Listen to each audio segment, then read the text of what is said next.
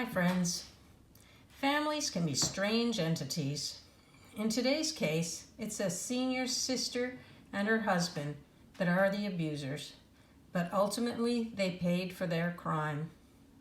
Let me share the details because elder abuse matters. This case comes from the granddaughter of the victim. Dear Lolli, 5 years ago, my 82-year-old grandma was having some memory difficulties, and she knew it. She wanted to change where she lived before her memory got really bad. Her younger sister, Georgia, and Georgia's husband, Ted, offered to have her live with them.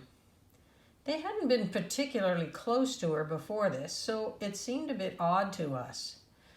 You know, we're grandma's descendants, but it was her sister, so that was that.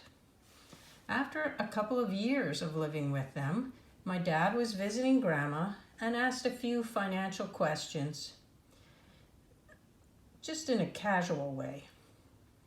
Well, grandma seemed a little paranoid, which is a characteristic of Alzheimer's, and she didn't want to give answers to discuss it further. Dad waited a half hour talking about other things, and then he tried again. He mentioned that she had named him executor in her will, and he should probably know where she kept her financial papers, like bank statements and the lease for her house, which had been rented out when she moved. The paranoia had passed at this point, and she not only told him what drawers she kept her papers in, she pulled them out to show him. Sadly, her bank account was almost empty, and it had been for more than a year. There was no lease to be found, but my dad knew that Georgia and Ted had helped Grandma find tenants. Grandma's memory was bad enough that she couldn't recall the exact arrangements, so they asked the sister and brother-in-law to join them in Grandma's room. At first, they denied having any idea of Grandma's financial situation, but Grandma remembered enough to say that they had been going to the bank for her when she needed cash.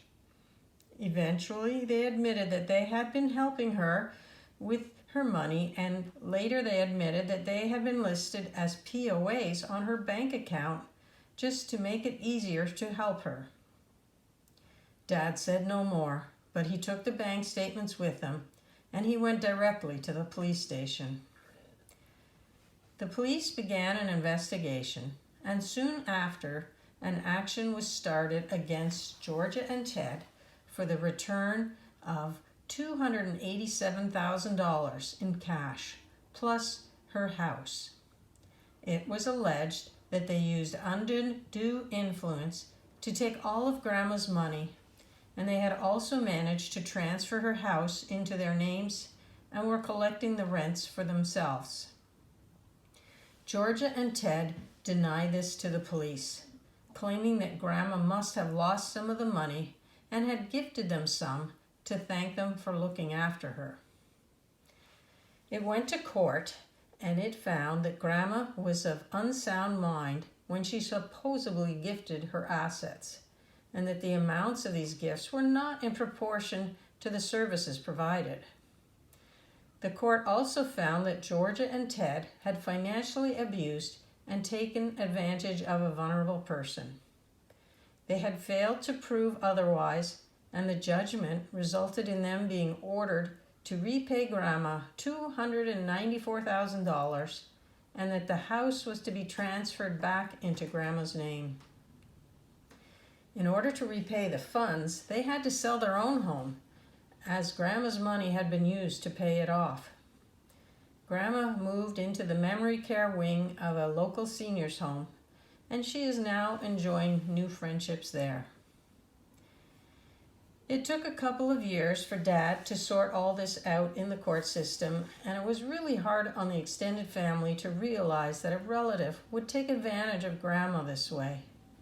It just goes to show you that anyone, even a sister, can be guilty of elder abuse.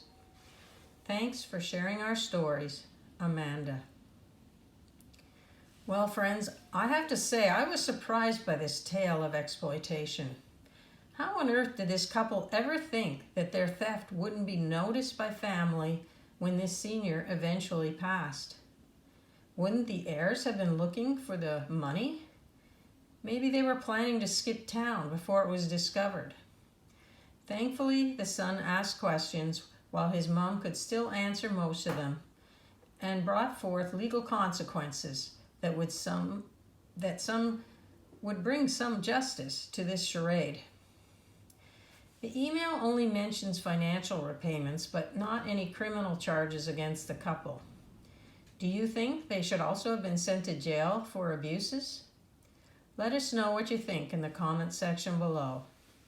And let's hope that they get whatever's coming to them, because elder abuse matters. Friends, our goal here is to share about abuse cases so that you know that you are not alone if you are suffering from elder abuse. It may be therapeutic for you to hear others' abuse stories, and you may find it helpful to anonymously share your own story of abuse on this channel. Just check in the show notes below to find out how.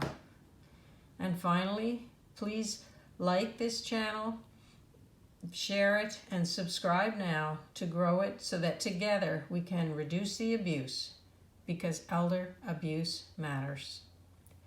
Please stay safe, seek help, and know that I am praying for you.